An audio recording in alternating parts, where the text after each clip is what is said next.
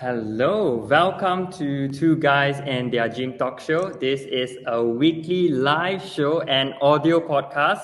So Noel and I are here every Monday, and we are here to host a Q&A for you. So this is a great chance if you have any questions about fitness, nutrition, training, lifestyle, motivation, or maybe business, social media. This is the time for you to ask your question. So we are tuning in on Facebook, LinkedIn, and Instagram. Do you think there will one day be a fourth place that we'll be streaming from, Alvin? Very likely. Very likely. I can think TikTok. YouTube, And there's this one. TikTok. YouTube, that's right. Yes, there's two more.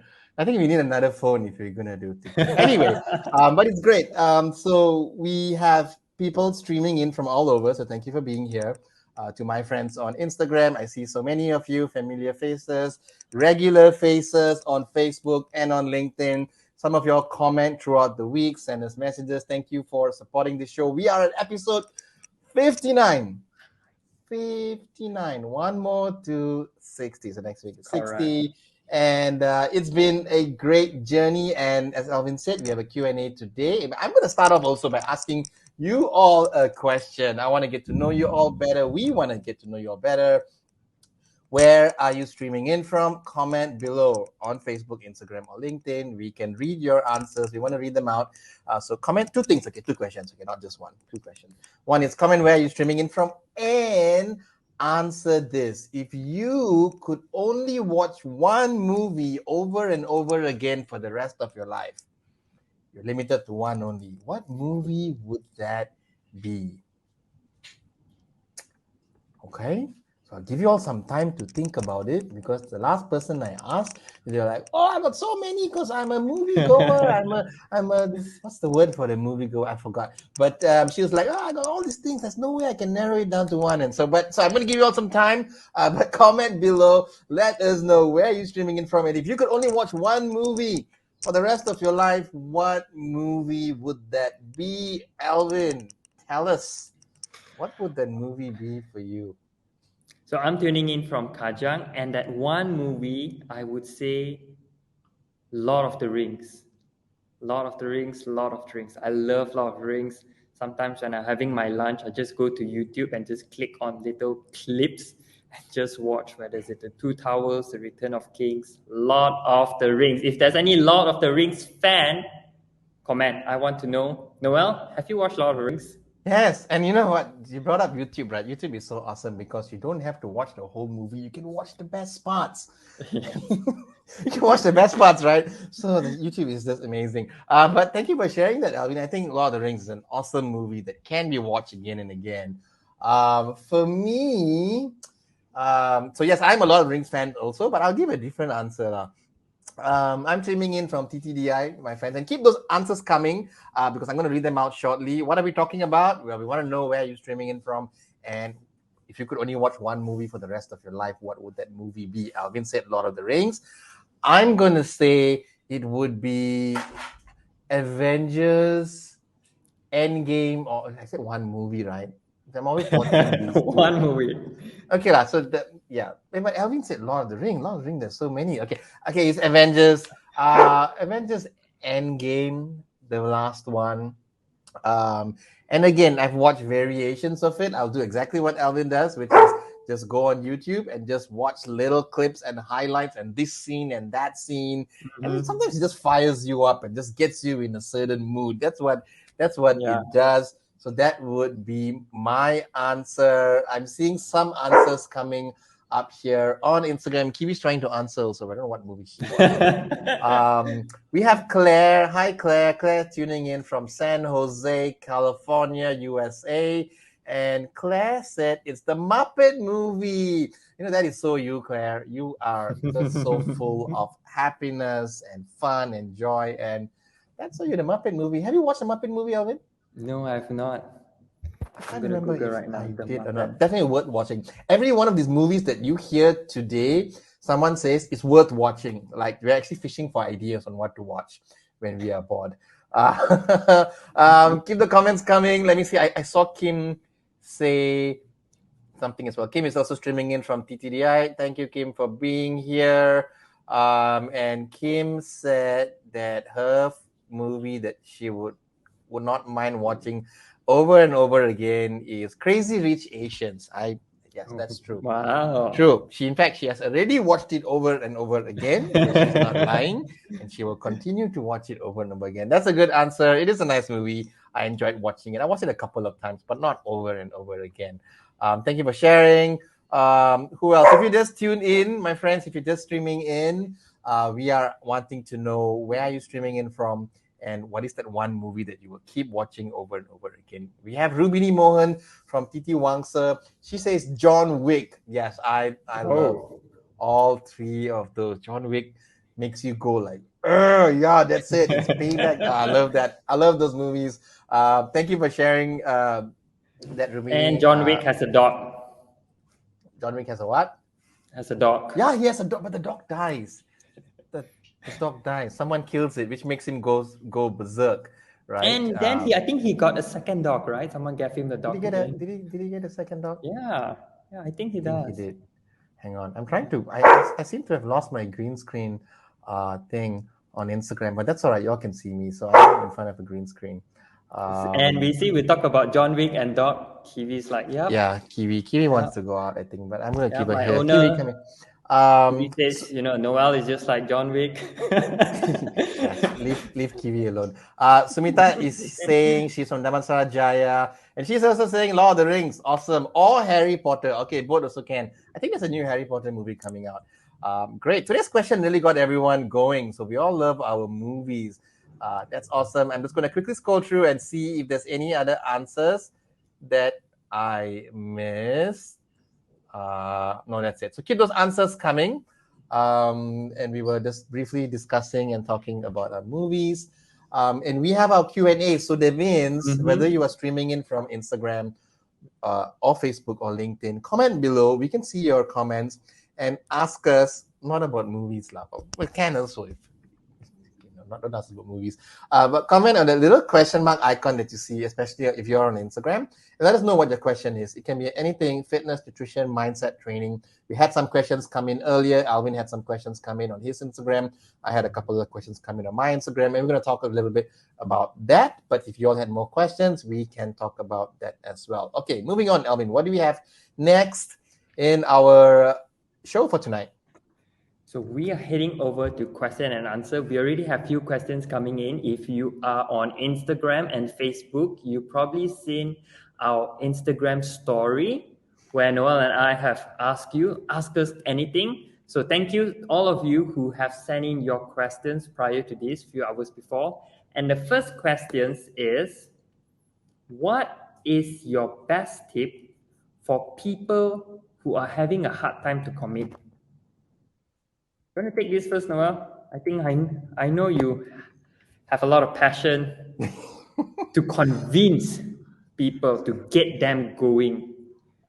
I also understand the question a little bit more. So when you say, what's the question again? About what's the best tip for people who are having a hard time to commit to the gym, fitness? Yes, commit to gym.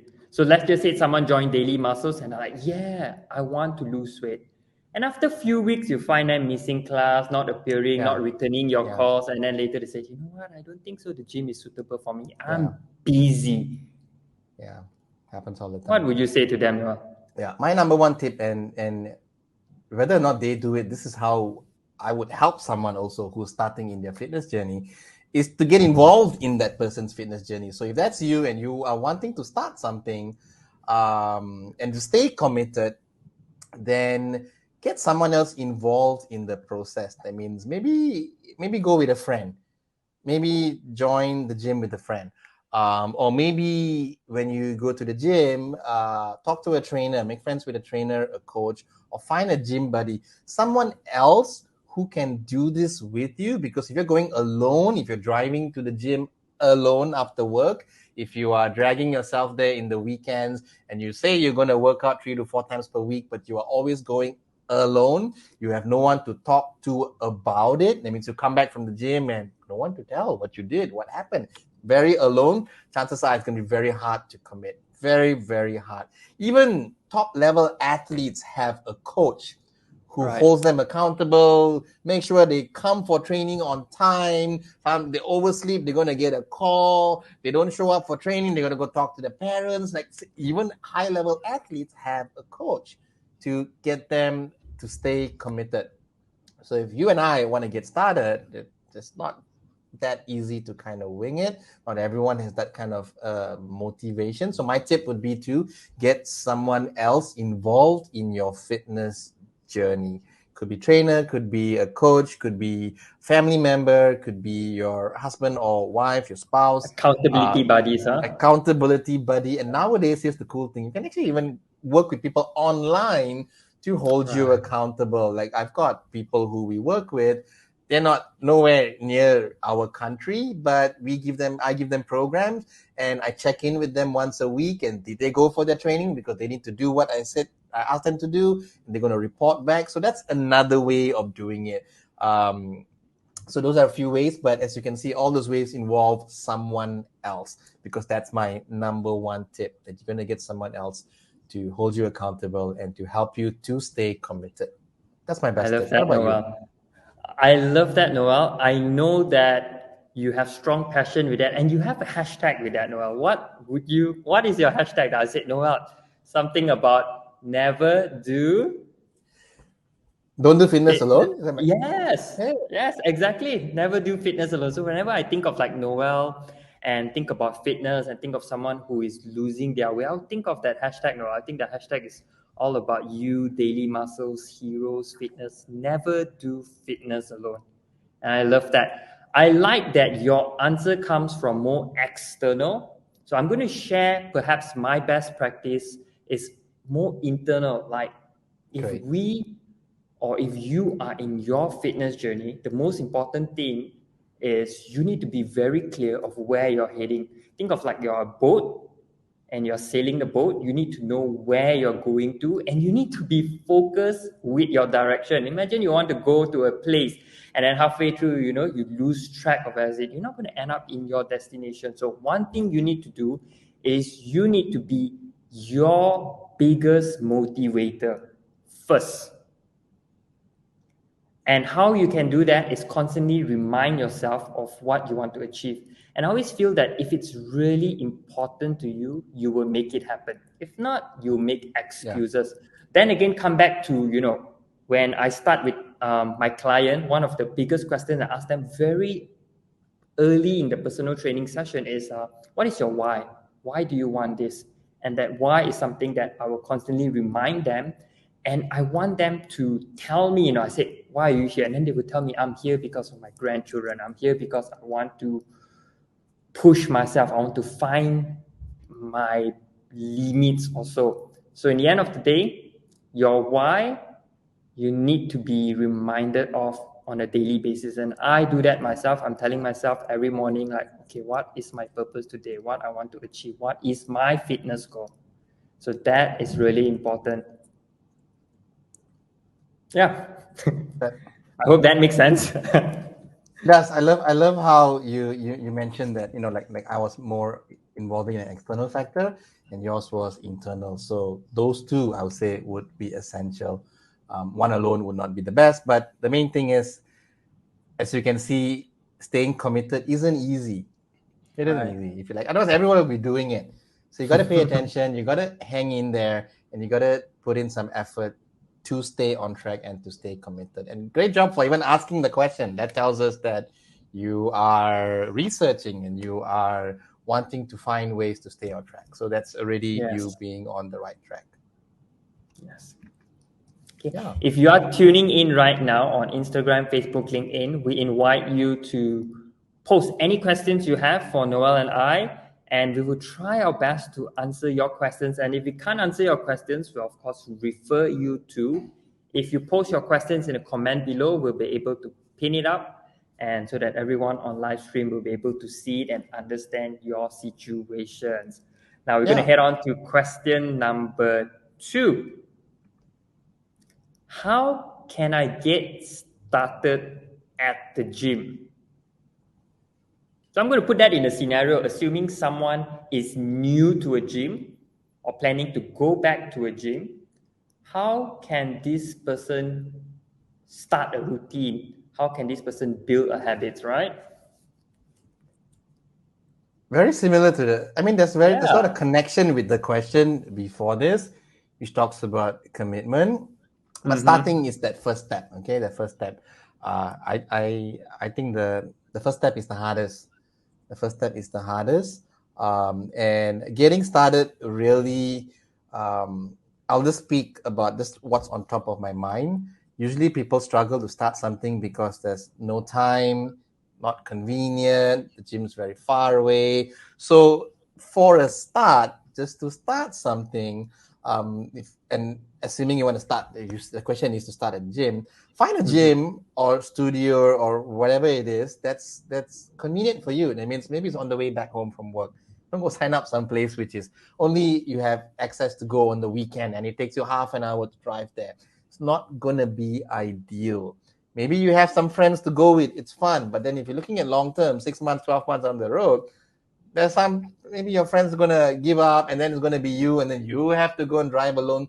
So I know a lot of people who find gyms that are like on the way back home from work or on the way to work.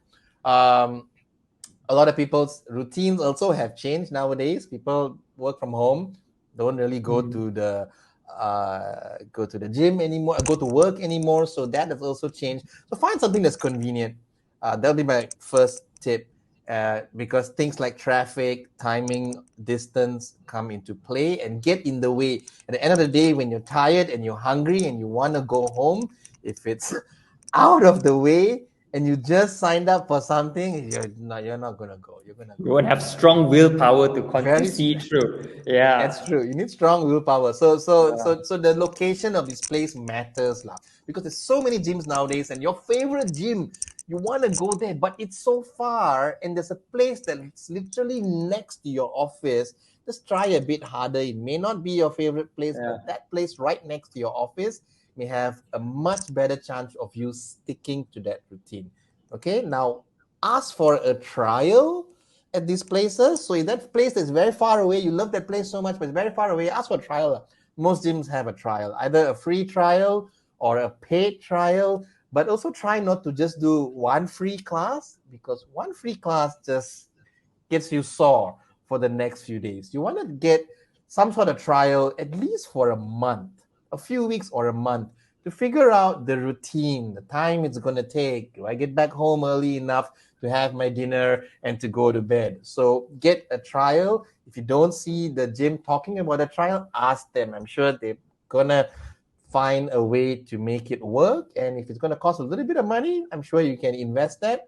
Try first before committing to something like a 12-month membership. In fact, a lot of gyms nowadays have a lot of flexible options. You can cancel anytime, or they have 3-month memberships, they have 6-month memberships.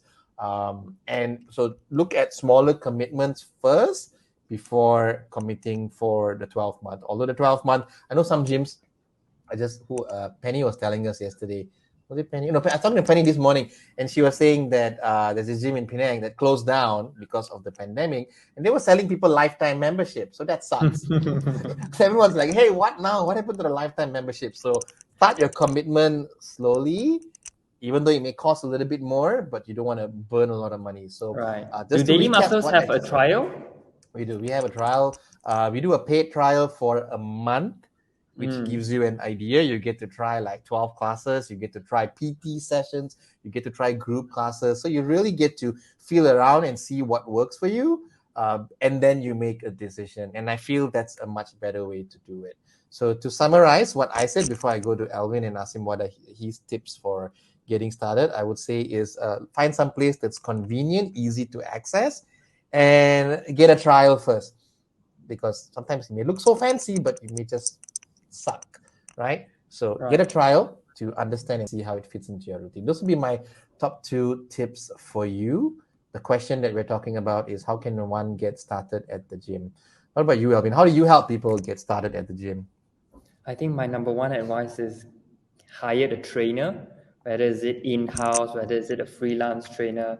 Over my years working starting my career in a commercial gyms, and I'm going to use commercial gym because I see a lot of people coming in and out, and I see success in clients achieving their goals when they have or engage a trainer, not necessarily long term, but perhaps a trainer in the beginning to kind of show you the equipment, to show you the environment, to get you adjusted into it so that you feel comfortable.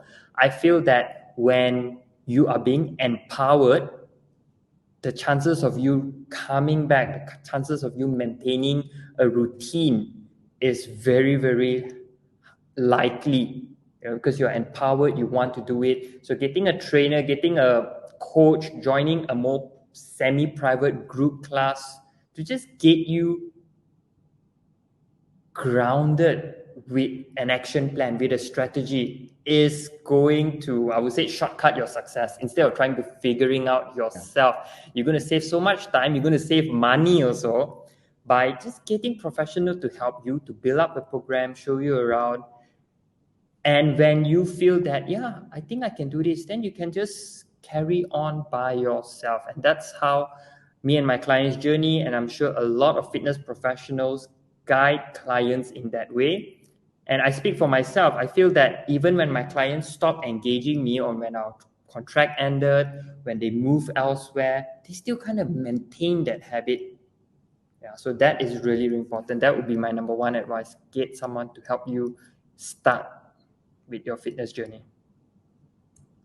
Okay, great. We have a couple of questions that just came in on Instagram. So we want to do some of those first, Alvin, before we go to the questions that came in earlier. Let's do Instagram. Yeah.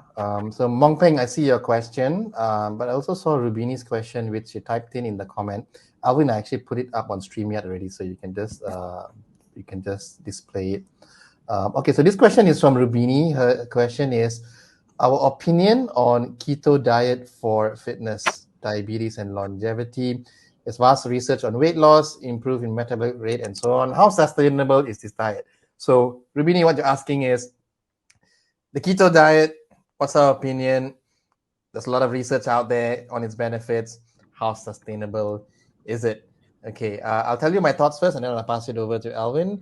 I think the fact that you're asking, is it sustainable or not, kind of tells you that it's challenging, right? It's challenging. Some diets are easier to adapt in certain cultures, like you're Indian. I think it's not easy to go keto if you live in an Indian household and there's Indian food everywhere, correct? But if you lived in like America and it's like it's much easier to do there. But having said that, my opinion is that all these diets work. I also think that you should try it. There is benefits. There is research out there to show that it brings benefit. But the point that you brought up is absolutely true. It has to be sustainable in order for you to get the benefits. Usually what people do is it becomes a fad diet, and something they just try for a while because everyone's doing it, instead of a permanent decision to go down that path. For example, to want to lose weight, and then everyone's talking about keto. Keto's the hot thing right now. So, okay, well, let's do keto. And then you buy keto this, keto that, there's keto ice cream and that, is that. And then after a while, you realize that, wait a minute, so then I can't eat Deepavali and I can't eat the rice and the mutton and all that. You can't, because you said you're going keto. You can't just sometimes be keto and sometimes you can't, right? Because that's not how it works. So that's not sustainable, in fact. It's not sustainable already. I know it's not sustainable. Now, can you try it? Sure, try it, see how it goes. Because I know people who have also, like, here in Malaysia, who have tried it and they love it and they stick with it. And it's been years. They've gone keto, they've lost incredible amounts of weight. They love it, they love the energy it gives them. It works for them. It works for them. So try it. You never know, right? So I'm not here to say don't try it. I'm here to say that you should try it. And also know that it can be challenging because it may be not so sustainable. But try it first and think about it, because whatever diet it is, think about it for long term as well. Like if you're a vegetarian, you don't go vegetarian just for 2 months and then okay, after that eat meat again, and then vegetarian eat meat. No, being vegetarian is a decision for many people, and sometimes it's for life. So think about your diet as that as well. You go plant-based, okay, great. Think about it long term, not just a few weeks, because then it just becomes a fad, like I said. So that's what I would say. Great question, Rubini. I'm sure it's on everybody's mind. I'm curious if Alvin has any thoughts Right. around the keto diet. Yeah, I do. I think that, be it keto or any other diet out there, in my opinion, I feel that your diet needs to match with your training and your lifestyle. That is the most important factor. Meaning that if you're training for weight loss, if you're training for fat loss, you're training to build muscles, to improve on your health, your diet needs to match with that. And to see long-term sustainability for your lifestyle. When you can put those bigger picture into place, then I guess that will answer what sort of diet you would need to go through. Okay, and I'm going to share my advice to most of my personal training client is: number one, of course, try it, explore it, see whether it fits. And then when they come back to me, speaking from experience, say, Alvin, keto is not working, this diet is not sustainable, I will usually move them to work with either a nutritionist Mm. or just show them the basic guidelines by precision nutrition in terms of how to eat a wholesome diet. I would say there's carbohydrates, there's protein, there's healthy fats. And I feel that the simple thing works the best. Having Yeah. rice, having good quality protein, eating your avocados and nuts, these works the best because when you have all of these nutrients in your body, it's going to fuel you for your workouts. You're going to feel that you're lifting more weight, you run faster, your posture improves, you're going to feel lesser pain, you're going to sleep better. You suddenly feel your quality of life improve over the next few weeks if you were to stick on just basic, healthy, wholesome, single ingredient food. And from there on, you somewhat know already this is the diet that I want. And what diet is that? I got no name. I'll just say healthy, wholesome diet. Nothing fancy. It's a diet that you identify the type of food that you like. You are aware of all the single ingredient food, the healthy food, and you know how to mix and match to suit your lifestyle. For example, like you know that today you had an ice cream, and the rest of the day you're going to eat relatively healthy, stick to the food that you know you should be eating. And vice versa, you're able to adjust accordingly. You know, you're going to have a Ramadan buffet on weekend. So on other days, you go back, all right, I know what I should be eating. That, in my opinion, is the best diet. Far better than any other diet because it's customizable, adjustable to you. So that's how I will put it. Okay. Yeah. That's great. I hope that answers the question for you, Rubini. It gives you an idea. And let us know how it goes when you start the keto diet. Maybe you are already doing keto. Let us know how you're doing. Thank you for your question. Anyone else got questions as well, or a follow-up question based on what we're talking about? Just comment below. Mm-hmm. There's one more question here on Instagram that I noticed, and I'm going to pin that up. This one comes from Long Peng. It's should we change our workout routine style as we age, like less cardio or lighter weights? Very interesting question. Not Oh, I something like that these people questions. think about. I hope I Let can me answer your. Yeah, you go ahead. Go ahead. let, Wait. let, Yes, let me go first. I love this. I get asked a lot, perfect. like with clients with this, like, Alvin, you've been giving me the same movement, same exercise for the past 2 3 weeks, lah. But I see lah, Instagram lah, they are changing and doing this dynamic movement, so fun lah. When can we change ours? So I will explain to them that your workout will change according to your progression, according to your goal. For example, if you want to run a half marathon by year end, so that gives us about 6 to 8 months from today to be able to reach that goal. And if that goal is marathon, it means that you need to improve on your stamina, your endurance, lower body strength, make sure there's no muscle imbalance. The next 6 months, your program, your exercise is going to focus surrounding and supporting those goals. So meaning that you're going to do some stretching, you're going to do squats, lunges, basic lower body compound exercises to make you stronger. And then you're going to do some cardios because you are going to run a marathon. So you want to mimic the movements, which is running. So your cardio would be running. And that would be throughout until you achieve your goal and say, you know what, Alvin, I want to have another goal. Right. I hope that answers. Actually, her question Yeah. goes a little bit deeper, as in like, so as you age, so that means like now you're 30 years old. What if you're 50 years old? Should you be training differently if you're older? Yeah. Okay, let me add on. So depends on your goal also. Depends on your goal. So if 50 you want to run a marathon, it would be the same as what you do on 30. It would be the same. Yeah.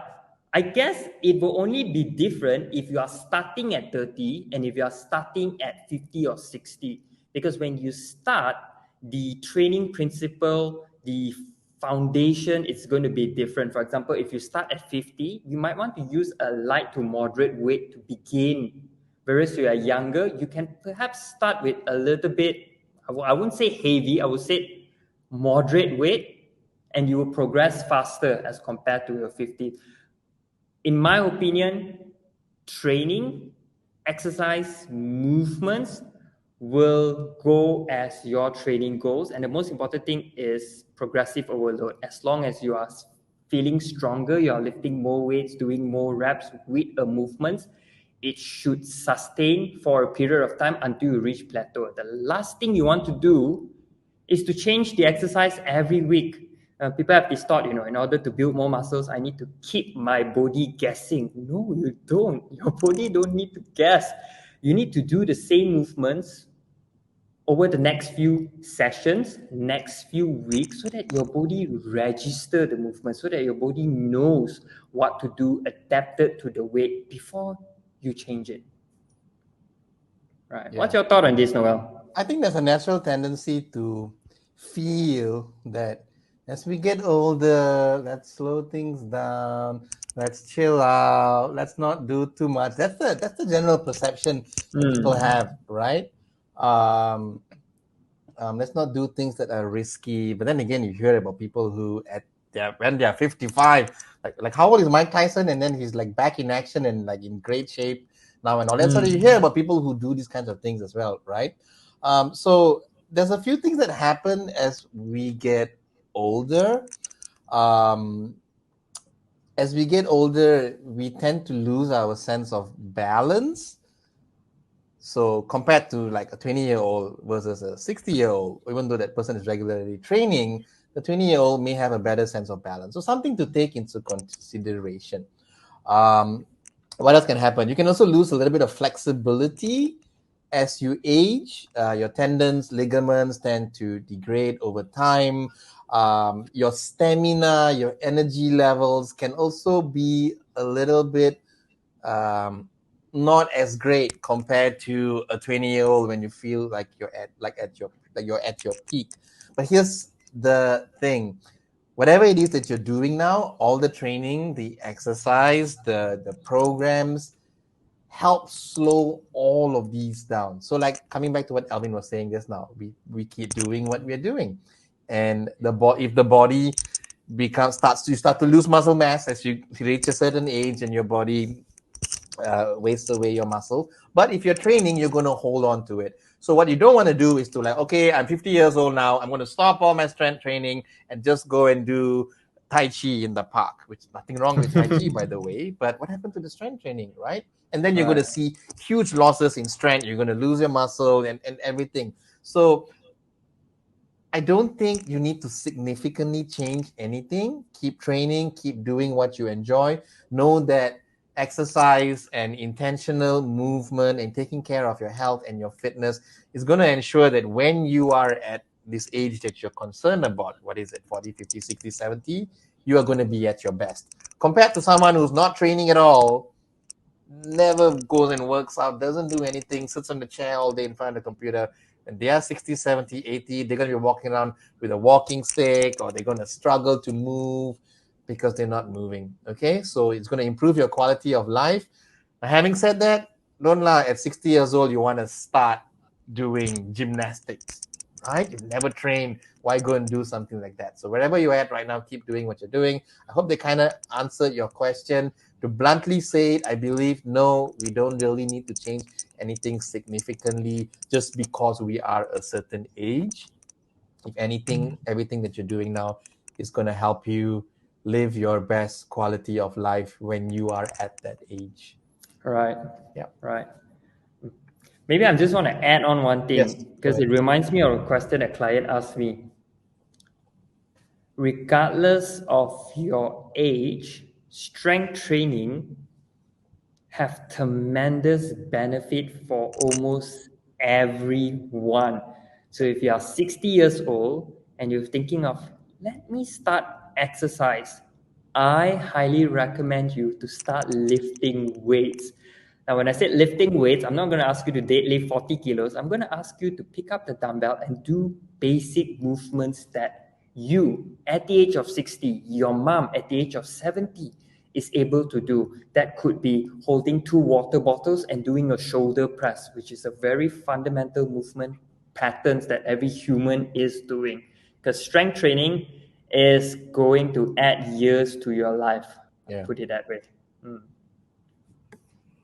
Great. Thank you, Nice. Alvin. You really summed it up. Awesome. Let me quick check. Thanks, Mong Ping, for asking that question. Anyone else got questions? Please keep them coming. Oh wow, it's 9:39 already, and here we are. We thought that the day would be quick.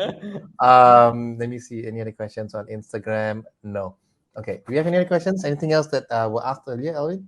Oh, yes, there's a question here, and it's how to prevent muscle loss when fasting. Ah. Yeah. So I think right now it's Ramadan, so people are fasting, and someone asked, how can I prevent muscle? How can I stop losing muscles when I fast? So maybe I share a little bit first, Noel, Yeah. and then I'll pass it to you. Mm. And I'm going to share more on in terms of training. So I guess when we are fasting, whether is it Ramadan, which is right now, or if you're doing intermittent fasting, fasting indirectly puts you in a calorie deficit if fat loss is your goal, simply because your window of eating is lesser. There are fewer hours that you're going to consume food, drink water, hence you're going to get lesser calories in.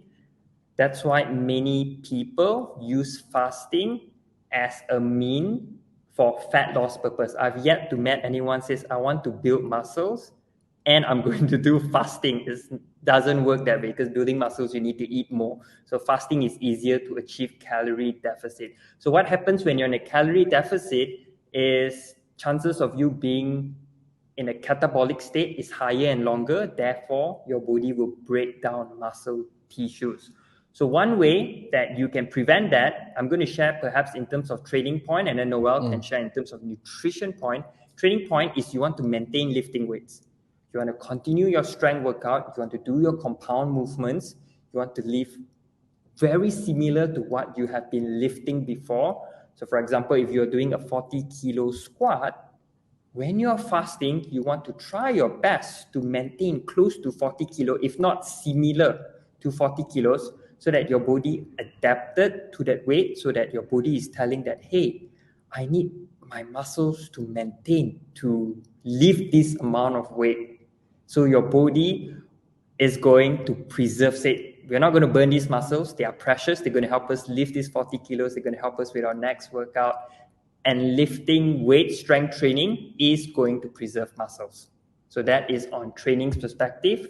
Strength training is going to preserve muscle. If you're not doing any strength training and you are fasting, hoping to lose fat, you want to make sure that you lose fat, not muscles. Because a lot of people, when during fasting, they lose weight, but most of the weight comes from water and muscle. Yeah, so you want to make sure that it comes from water and fat, not muscles, by doing strength training. Yeah. So that's the training aspect of it. And it's essential. So training is essential to help your body hold on to the muscle. So when during the fasting period, or whether you're not fasting, even if you're in a caloric deficit, if you're losing weight, actually, like Alvin said, you're actually losing water, you're losing muscle, you're losing fat. It's very hard if you don't think about it. If you don't take care of your nutrition, what you're eating and your training, you're just going to lose weight. That weight is what? Let's say you lost 2 kgs. Some of it is muscle, some of it is fat. We think it's pure fat, but it's always both. So it's really a matter of minimizing the muscle loss. It's very hard to just purely 100% all that muscle I'm going to keep and only lose fat. Doesn't happen. You're always going to lose both. It's just that you need to keep your training on point so that you're losing more fat, less muscle, and nutrition on point. What do I mean by nutrition? I think the biggest culprit is usually not getting enough protein. Your body doesn't store protein like how it stores other nutrients. It needs its protein. So when you're consuming enough protein, again, during fasting, it makes it harder because you have a few hours to eat. But in that few hours, are you getting sufficient protein intake? No, a little harder. So naturally, during the fasting month, perhaps you're going to find that you may lose a little bit more muscle mass simply because maybe your training has changed. You're not holding on to muscle, and your nutrition is a challenge. You're not able to eat sufficient protein to support your fitness goals, which is to hold on to muscle and lose the fat, because you only have a few hours to eat, right? So that's what I would say. I think just remember that being hungry and fasting is not an emergency during Ramadan, especially. We don't fast to lose weight, right? I believe the purpose of fasting, there is a religious purpose behind it. I think it's totally okay to just focus on that aspect of it. Stay active, eat well, continue your training. It's just a month. After that, get right back on track. And as like Alvin mentioned last week, which I really remembered, is that very often people after a fasting period, you think you're going to be weaker when you go to the gym. You think you lost your gains during the fasting month. You go back to the gym and you surprise yourself. Suddenly you come back stronger. Suddenly you look better in the mirror. You'll just be surprised how the body adapts and bounces back. I hope that helps answer that question.